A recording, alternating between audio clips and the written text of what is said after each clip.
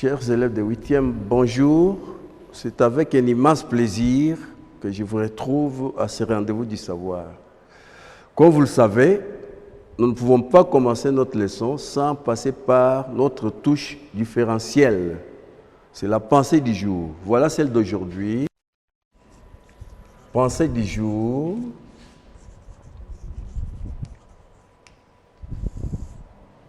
Dis-moi qui tu hantes,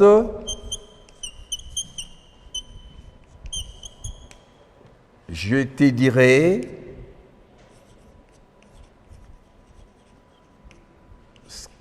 ce que tu es. Voilà, c'est un proverbe français. Ici, il n'y a pas question de chercher l'auteur. C'est un proverbe français. Et ici, vous avez seulement deux défis à relever. Le premier, c'est de comprendre le sens. Le deuxième, c'est... Nous tournons la page. Chers élèves, observez cette image et dites-moi qu'est-ce que vous voyez. Regardez. Très bien. Vous voyez une salle de classe dans une école. Très bien. Qu'est-ce qu'on fait dans une école? Très bien, on apprend. On apprend à lire, à compter, oui, à écrire, à calculer, ainsi de suite. Très bien. Quand vous êtes dans une école, avant de passer d'une année à l'autre, il y a une épreuve par laquelle on doit transiter. Comment on l'appelle? Très bien, examen. Examen. En quoi consiste l'examen? De quoi est composé l'examen? Voilà, merci. L'examen est composé de questions. Alors, quand on vous annonce les examens, on vous dit, la semaine prochaine, il y a... Qu'est-ce que vous faites? Très bien, vous vous préparez. C'est ce qu'on appelle période de blocus. Mais quelque part, il y a des élèves qui se préparent autrement. Par exemple, ils s'arrangent pour aller voler les questionnaires des examens. Et c'est ça le titre de notre texte d'aujourd'hui qu'on va commenter. C'est « Vol des questions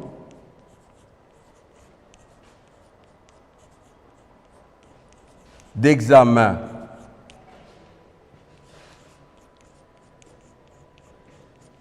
Vol des questions d'examen. Vous allez retrouver ces textes dans le livre Apprenons la langue française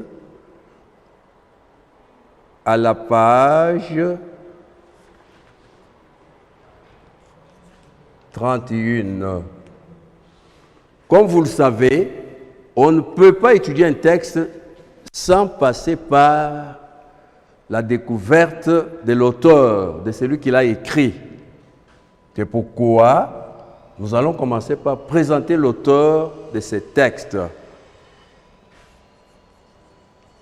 Présentation de l'auteur.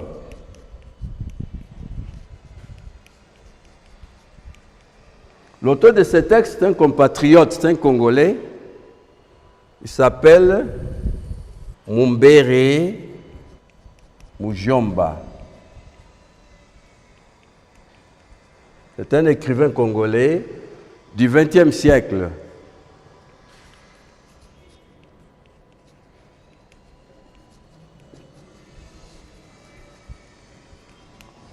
Du XXe siècle, originaire de la province de Kivu.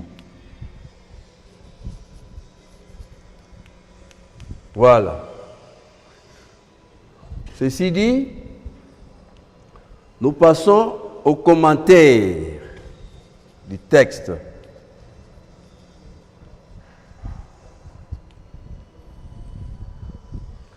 Je vais procéder à la lecture. Vous allez me suivre attentivement. afin que vous soyez capable de répondre aux questions que nous allons poser. Vol des questions d'examen. Mapera. Victoire, victoire, mon ami. Nous sommes sauvés. Tsongo. Nous sommes sauvés. Mapera. Oui, mon cher. Je suis parvenu à dérober les questionnaires de géographie. Tsongo. Les questionnaires. Ce n'est pas possible. Mapera. J'étais allé chercher la petite sœur du géographe. En entrant dans la maison, je ne trouve personne. Sur la table, les fiches de préparation de M. Climat ainsi que ses questionnaires. Tsongo, montre-les donc. Mapera, la question est unique. Établissez un parallélisme entre le climat et la végétation des monts bleus de Mitumba. Tsongo, établissez quoi? Mapera, un parallélisme. Tsongo, il est fou. Ce mot n'existe pas en français. Mapera, je connais le parallélogramme, les droites palaraires, les palaréropipèdes, mais les palarolismes. Ah non, je ne pige rien. Tsongo, concite un peu tes bras. Mapera, climat et végétation des monts bleus de Mitumba. Mais le pararolisme n'y est pas. Tsongo, et c'est là le nœud de la question. Mapera, mais ce climat est fou. Mais j'essaie de le tromper à ma façon.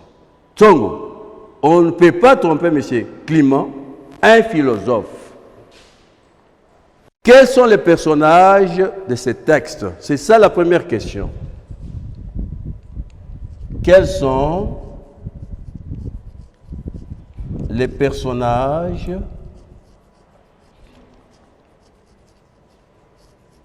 de ce texte?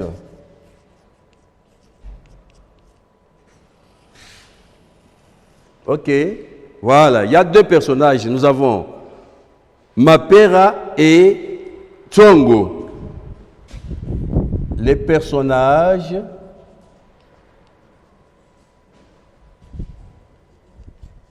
de ce texte sont Mapera et Tsongo. Très bien. Deuxième question. Quel est leur statut? Qu'est-ce qu'ils font dans la vie, les deux là, Mapera et Tsongo? Que font-ils dans la vie? Voilà, dans la vie, les deux sont des élèves. Ils sont d'une même classe. Comment on peut les appeler? Très bien, les condisciples. Ce sont des condisciples. Ils sont dans une même classe. Qu'est-ce que Mapera a fait? Très bien. Mapera a volé le questionnaire de géographie, de l'examen de géographie. Les deux sont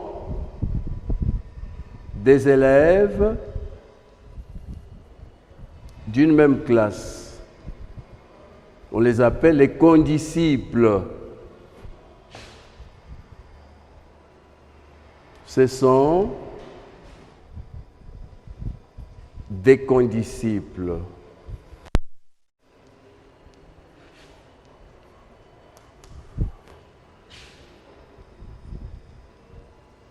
Qu'a fait Mapera? Nous venons de le dire tout à l'heure.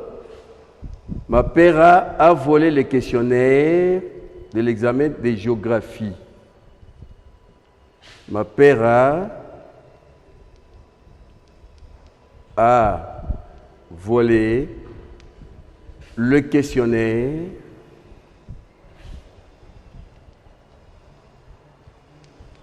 de l'examen de géographie.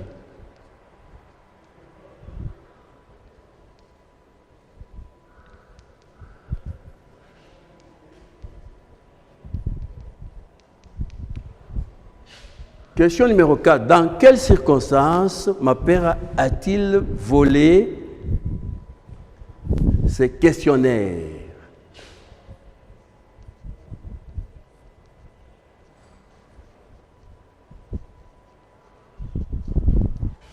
Dans quelles circonstances ma père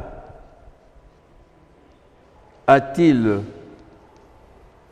pu voler ces questionnaires?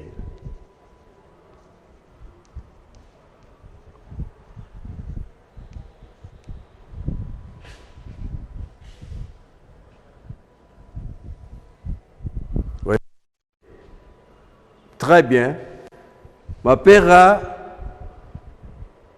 était allé visiter son amie, qui est la petite sœur du professeur de géographie. Très bien, c'est correct. Il arrive chez le professeur, il ne trouve personne. Profitant de ces situations, il est allé prendre le questionnaire de géographie qui traînait sur la table et il est parti avec. Mettons, ma père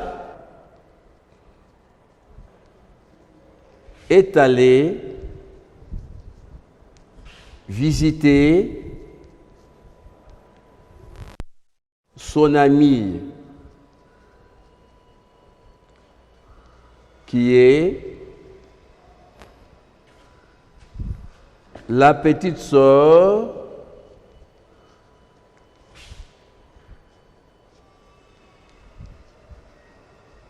du professeur de géographie.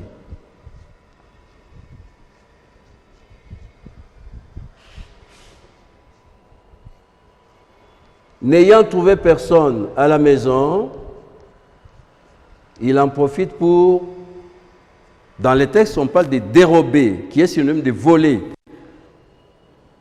pour dérober les questionnaires de géographie.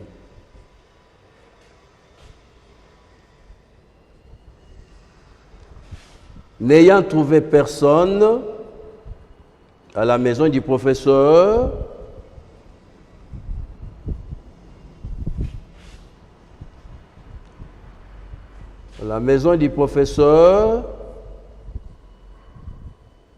il en profite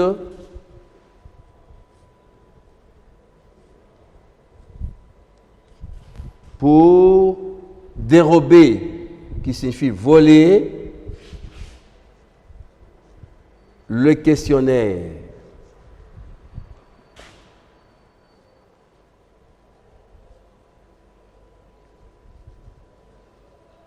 Voilà. Après avoir volé le questionnaire, qu'est-ce qu'il fait? Très bien, il va retrouver son ami Tchongo pour crier victoire. Donc pour lui, c'était déjà garanti qu'ils allaient réussir à l'examen.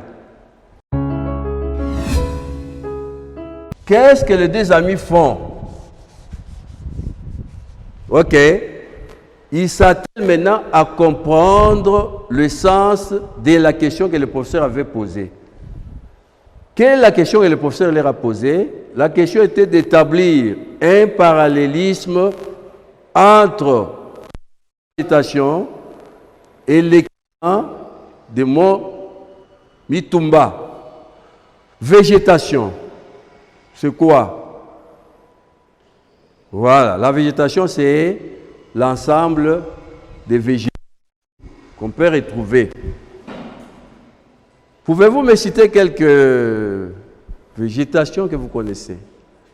Oui. Nous avons la forêt, la savane, la steppe, la toundra, le maquis, la mangrove, ainsi de suite. Troisième question, cinquième question plutôt. Mapera et Tchongo sont-ils parvenus à déchiffrer les questionnaires? Est-ce qu'ils sont parvenus à décoder le sens de la question?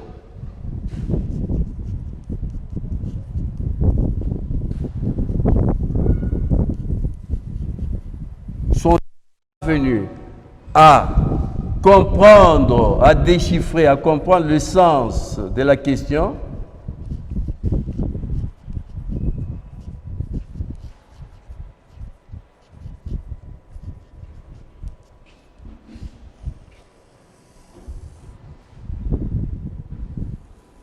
Oui, réponse, non, ils ne sont pas parvenus à comprendre. Pourquoi? Quel est l'obstacle? Qu'est-ce qui les empêche de comprendre le sens de la question? Voilà, c'est le mot parallélisme. Non, Mapera et Thiongo ne sont pas parvenus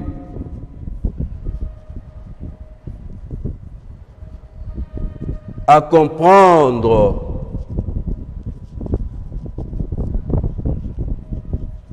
le sens de la question.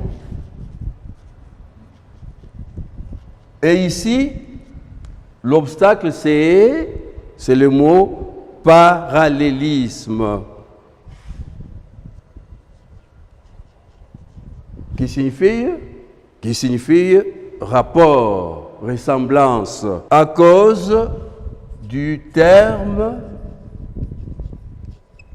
parallélisme, qui signifie tout simplement ressemblance, rapport.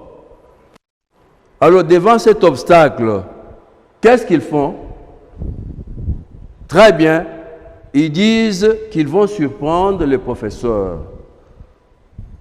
Ils disent qu'ils vont surprendre les professeurs. Quelle leçon nous pouvons tirer de ce texte qui est écrit sous forme de dialogue, c'est-à-dire qu'on peut facilement le dramatiser? La leçon est simple. Lorsqu'on étudie, on ne peut ni la fraude, ni la tricherie, ni encore la corruption pour réussir à l'école. Qu'est-ce qu'il faut faire?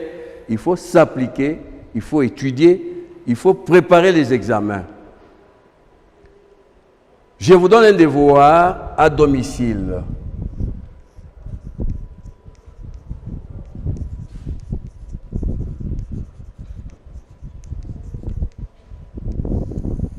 La première question relève de l'imagination. Voilà la question. Si vous étiez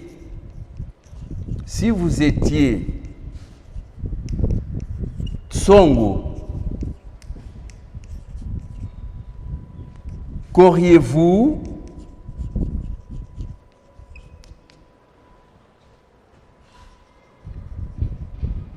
dit à Mapera quand il est venu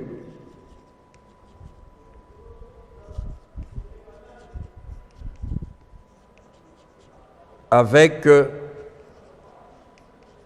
l'examen volé? Ça, c'est de l'imagination. Vous n'êtes pas Tsongo, mais supposez que vous soyez Tsongo. Qu'auriez-vous fait lorsque ma père est venu vers vous en vous disant « Victoire, victoire, on a gagné avec l'examen en main ».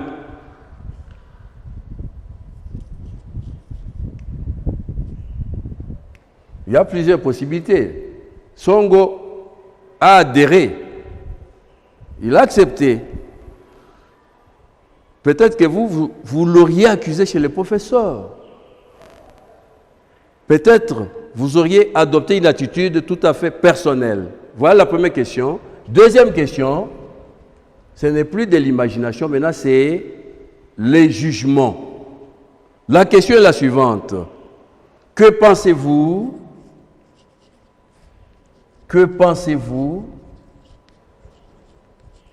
de l'acte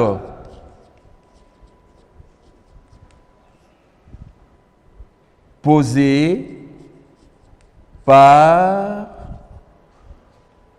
ma père. Ici, on vous demande si vous trouvez que c'est bon, vous dites. Si vous trouvez que c'est mauvais, vous dites, vous manifestez et vous dites pourquoi.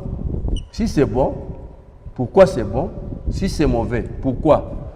Est-ce un acte répréhensible, c'est-à-dire qu'on peut condamner, ou bien un acte qu'on peut accepter, adopter? Voilà, nous avons terminé avec notre séquence d'aujourd'hui. Comme toujours, je vous laisse les numéros de contact. C'est les 0 81 77 16 855. Professeur Pierre Tumba Kanda Kanda.